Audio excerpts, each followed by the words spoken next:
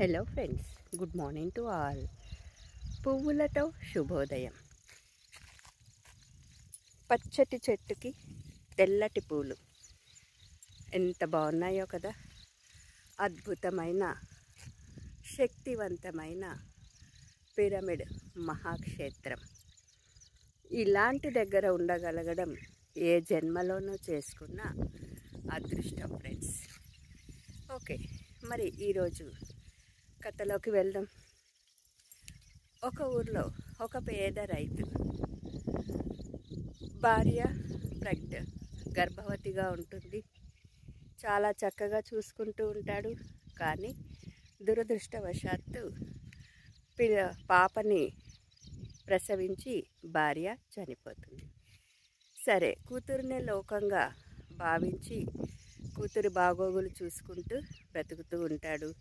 చదువు ఒక్కటే కూతుర్ని రక్షించగలదని చక్కగా చదివిస్తూ ఉంటాడు. మంచి స్కూల్స్లో చదివించడానికి తనకున్న పొలాన్ని అమ్మేసి చదివించడం మొదలు పెడతాడు. పొలము తగ్గిపోయింది. ఒకరోజు అకస్మాత్తుగా ఆ రైతు కూడా గుండెపోటుతో మరణిస్తాడు. ఇంకా అక్కడ ఆ ఊరి ప్రజలు ఒక పిచ్చివాడికి ఇచ్చి పెళ్లి చేయడానికి ఆ అమ్మాయిని ప్రయత్నం చేస్తారు. ఎందుకు అంటే ఆ పిచ్చివాడు ఒక జమీందారు కొడుకు.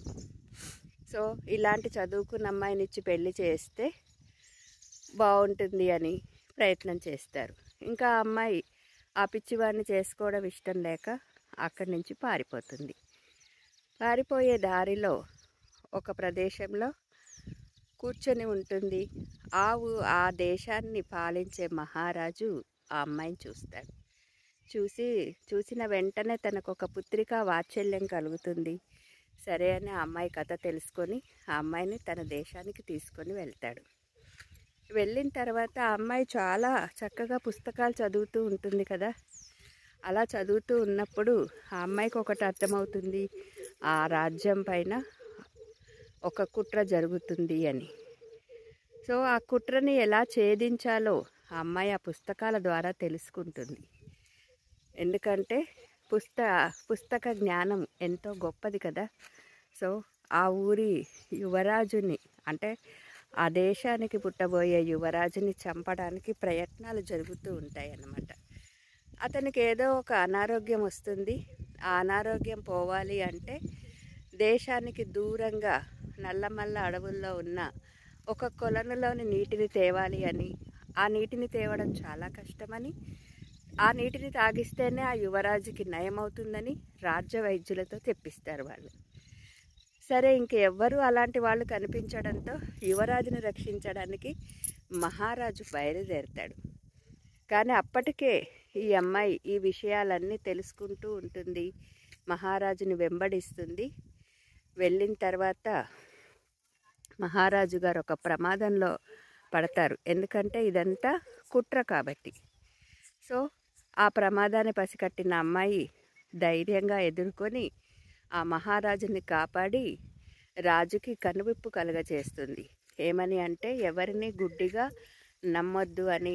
అసలు కారడవిలో ఏదైతే వాళ్ళు ఒక కొలను చెప్తున్నారో ఆ కొలను నీళ్లు తాగితే యువరాజు పూర్తిగా మరణిస్తాడని ఆ యొక్క కొలను గురించి సమాచారం ఉన్న పుస్తకాన్ని మహారాజు ముందు పెడుతుంది తను. అది చదివిన మహారాజు దిగ్భ్రాంతికి గురి అవుతాడు. ఎందుకంటే రాజవైద్యులు ఎప్పటి నుంచో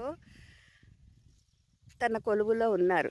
సో రాజవైద్యుడు చెప్పింది నిజము అనుకుంటాడు. తిరిగి వచ్చి రాజవైద్యుడిని బంధించి అసలు నిజాన్ని కనుక్కుంటాడు. ఆ రాజవైద్యుడు అమ్ముడు పోయాడని, పక్కన ఉన్న మహారాజుకి తను దాసోహం అయిపోయి మరి రాజుని యువరాజుని ఒకేసారి చంపాలన్న ప్రయత్నంతో ఇదంతా చేశానని ఒప్పుకుంటాడు. ఆ అమ్మాయి తెలివితేటలకు మెచ్చిన మహారాజు ఆ అమ్మాయిని మంత్రిగా నియమిస్తాడు. మరి ఆ మంత్రి అయిన తర్వాత ఆ అమ్మాయి ఆ ఊరికి వెళ్ళి ఆ జమీందారుని, అప్పటికే ఎంతోమంది పేద ప్రజల నాశనానికి కారణమవుతున్న ఆ ఊరి జమీందారుని శిక్షిస్తుంది. తన తండ్రి యొక్క కోరిక ఏదైతే ఉందో దాన్ని నెరవేరుస్తుందన్నమాట. తన తండ్రి కోరిక ఏంటి? తను ఉన్న ఊరిలో ఆ అమ్మాయి చదువుతో ఏదైనా సాధించాలి అనుకుంటాడు. మరి ఆ అమ్మాయి తన యొక్క చదువుతో మహారాజు యొక్క సమస్యను తీర్చి మంత్రిగా మారి తిరిగి వచ్చి ఆ జమీందారు బారి నుంచి ఆ ఊరి ప్రజలని కాపాడుతుంది. సో ఫ్రెండ్స్, ఎవరైనా మిమ్మల్ని అణగదొక్కాలని ప్రయత్నం చేస్తున్నారు అంటే భయపడకండి. ఎంత వాళ్ళు ప్రయత్నం చేస్తారో మీరు అంతగా ఎదుగుతారు. సో వాళ్ళు ఎంత ప్రయత్నం చేసినా మనము ఉదయించే సూర్యుడిలా ఉండాలి తప్ప బాధపడాల్సిన అవసరం ఏమీ లేదు. అసూయ మనిషిని ఎంతటి నీచ స్థితికైనా దిగజారుస్తుంది. ధైర్యం మనిషిని ఉన్నత స్థితికి తీసుకొని వెళ్తుంది. జీవితంలో మిమ్మల్ని అణగదొక్కడానికి ఎంతోమంది ప్రయత్నం చేస్తూ ఉంటారు. దానిని మర్చిపోండి. మీ గమ్యం ఏమిటో, మీ లక్ష్యం ఏమిటో, మీ మార్గం ఏమిటో ఆలోచించండి. మీ గురించి మాత్రమే ఆలోచించండి. మీ బలాల గురించి ఆలోచించండి. మీ జీవితం గురించి ఆలోచించండి. ఉదయించే సూర్యుని చూడండి. ఉత్సాహంగా ఆనందంగా ఉండండి. Thank you.